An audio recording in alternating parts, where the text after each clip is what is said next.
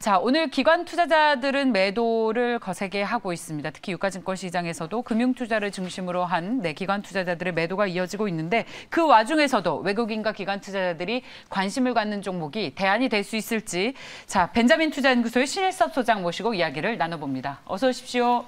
네, 안녕하세요. 네, 자 먼저 외국인 투자자들이 유가증권 시장에서 가장 많이 사고 있는 종목은 셀트리온이고요. 뒤를 이어서 후성, 포스코, LG화학 그리고 신한지주입니다. 오늘도 소재주들이 눈에 띄고 있네요. 그 가운데에서도 셀트리온을 보겠습니다.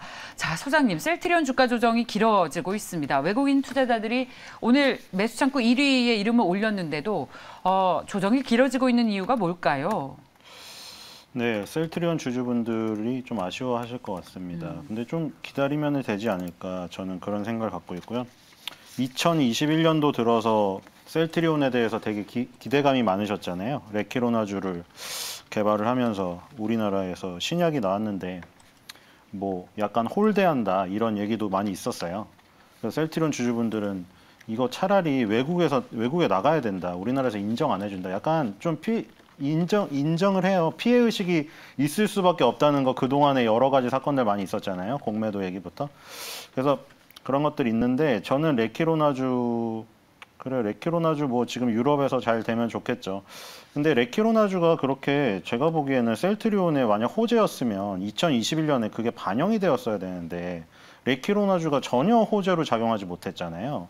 전 그래서 그냥 레키로나주 호재로 반영 못한 거 어차피 2021년에 그럼 조정으로 지나갔으니까 2022년에 뭐 레키로나주에 대한 기대보다는 원래 그 셀트리온이 잘하는 주력 있잖아요. 그래서 거기에 더 기대를 하고 있어요.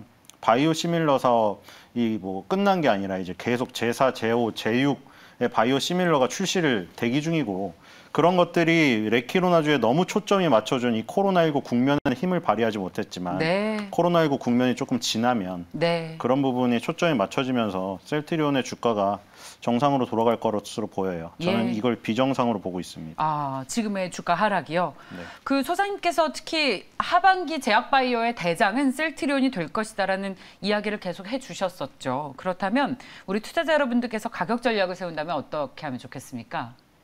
네, 뭐 셀트리온이 맞아요. 그 제약 바이오 중에서 좀 나눠야 되는데 바이오 중에선 그런데 제약 중에선 또 다른 게 있거든요. 네. 셀트리온 그 셀트리온 같은 경우에 셀트리온 3가지 있는데 뭐 어떤 걸 원하시죠? 셀트리온을 지금 하고 계시죠? 예. 셀트리온 헬스케어랑 셀트리온 제약이랑 셀트리온이 결국 합병 이슈가 또 있어요.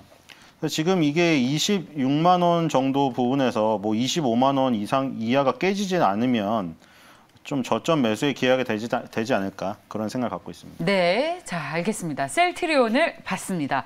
자 다음 종목 볼까요? 자 유가증권 시장에서 외국인 투자자들이 적극적으로 매수하고 있는 종목 1위의 셀트리온을 봤습니다.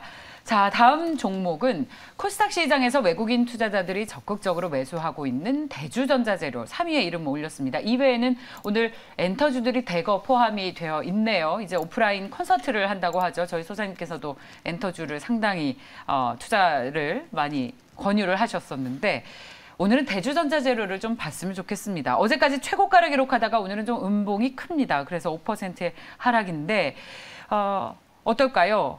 음극재 소재로 주가가 재평가될 수 있을지 오늘은 많이 올라서 단순히 차익 실현으로 봐도 되는 것인지 소장님의 평가가 궁금합니다. 대주전자재료 저희 맥점 잡았잖아요. 이제 파시면 될 것 같아요. 아 그렇습니까? 저희는 그때 맥점 잡았잖아요. 여기서.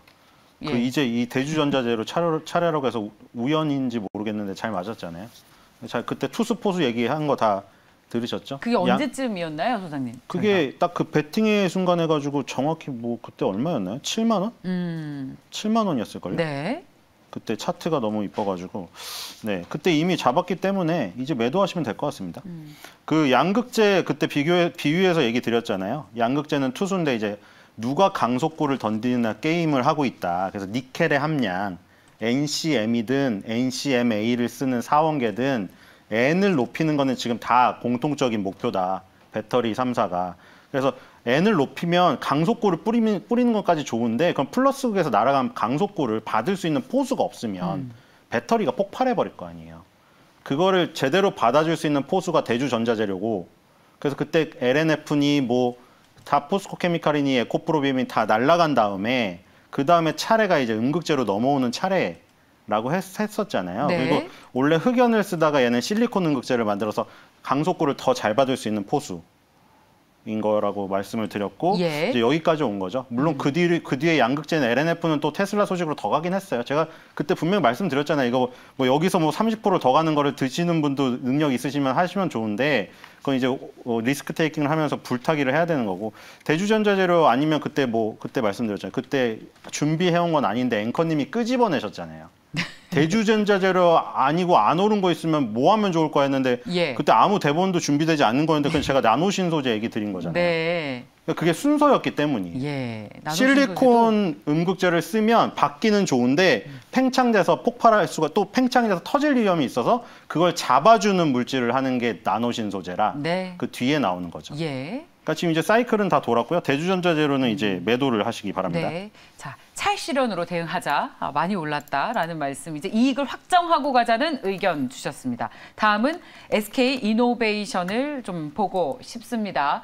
유가증권 시장에서 기관이 SK 이노베이션을 매수상위 5위에 이름을 올렸습니다. 오전 10시 기준입니다. 역시 소재주들이 집중적으로 포진이 되어 있습니다. SK 이노베이션 차트가 와, 하나, 둘, 셋, 넷, 다섯, 5거래 연속 양봉이 나오는 것을 보니까 정말 이런 차트는 저희가 상당히 좋아하는 그런 그림입니다만. 네. 네. 자, SK 이노베이션 각형 배터리가 투자 시장 판도를 바꾸겠습니까? 저는 일단 그냥 매도했거든요, 이거. 매도 의견이요? 왜냐면 좋아요. 각형 배터리, 이 파우치형하고 각형 무슨 차이인지 아시죠? 파우치형은 우리 뭐 그 구슬 들어가 있는 주머니처럼 그런 건데 여러 가지로 바꿀 수가 있잖아요, 모양을. 그 대신 안정성이 떨어져요. 그래서 안정성을 강화시키려면 각형을 해야 돼요. 근데 그건 이제 뭐 여러 가지로 늘린다는 차원에서 도움이 되는데 지금 그 문제보다는 더 강하게 작용하는 거는 뭐예요, 지금? LG화학하고 똑같은 문제점에 처한 거잖아요. 제가 구단 호날두 메시 비교해서 얘기 드렸죠.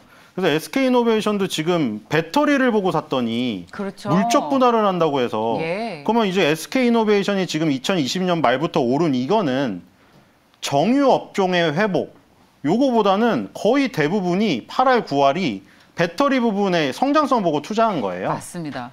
그러면 지금은 그게 빠져나가 버렸으니까 이거는 정유 업황의 회복 보고 사야 되는 건데 그러면 SO유라는 게 낫죠. 당연히 SO유를 하는 게 나아요. 예. 그러니까 정유 업종이 좋은 건 맞아요. 예. 왜냐하면 지금 화학 업종이 안 좋고 정유 업종이 좋아요. 정유 업종이 화학 업종에서 나프타를 넘겨받아서 끓여서 기초 유분을 만드는 거였는데 정유화가 너무 안 되다 보니까 예. 그걸 뺏어 왔어요.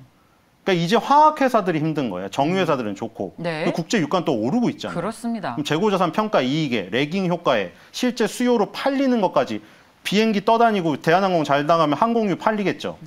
그런 것들 감안하면 이제 좋은 건 맞는데 SK이노베이션은 그 좋은 거를 반영하기 전에 이미 배터리로 다 반영을 시켜놔 버렸어가지고 예.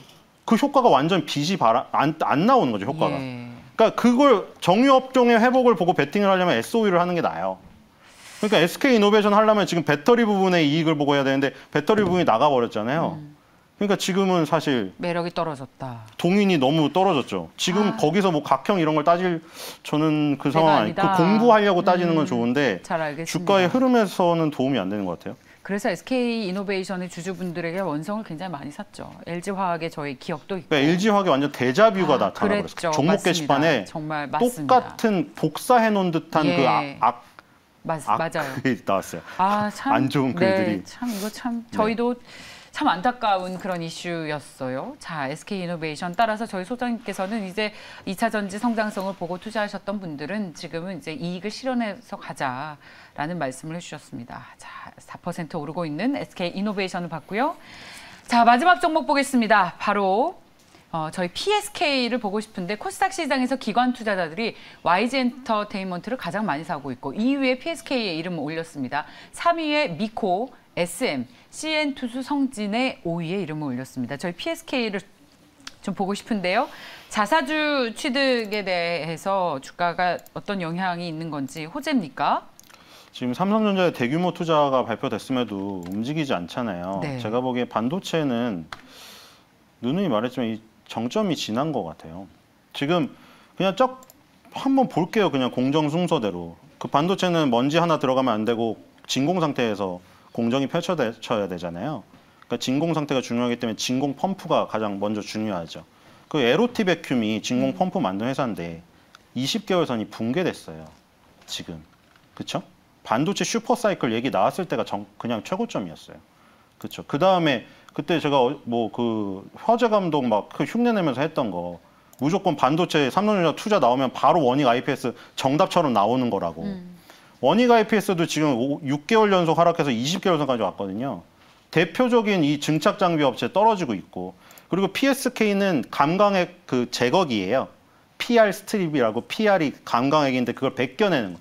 그러니까 피자에다가 토마토 소스를 잘 펴발라야지 사진을 잘 투영해서 찍을 수가 있어요. 그 찍은 다음에는 토마토 소스를 벗겨내야 되거든요. 그걸 만드는 게 PSK고, 토마토 소스를 만드는 애는 누구예요? 동진 세미캠이죠.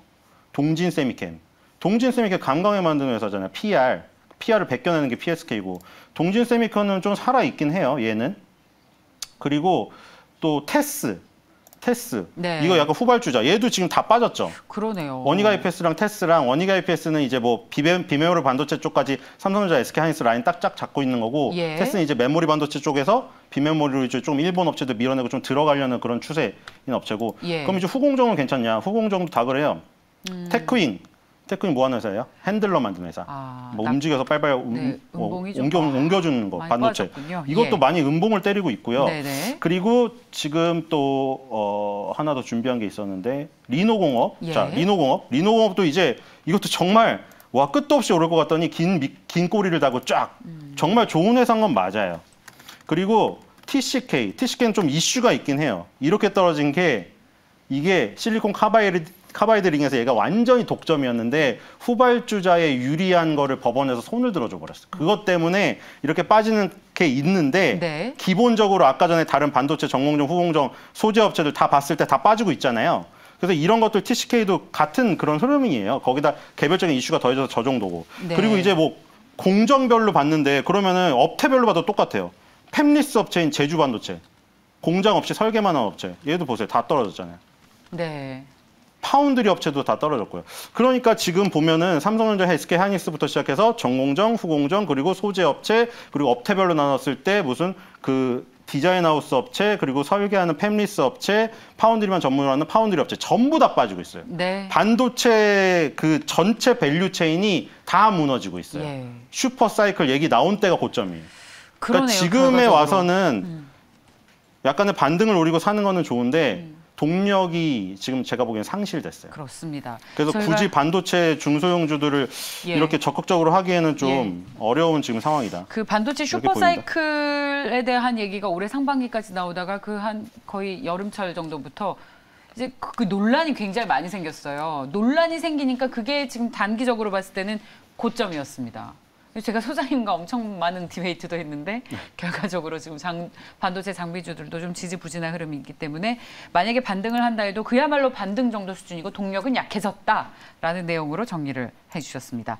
자, 외국인 투자자들의 수급을 통해서 투자 아이디어를 찾아봤습니다. 벤자민 투자연구소의 신일섭 소장이었습니다. 고맙습니다.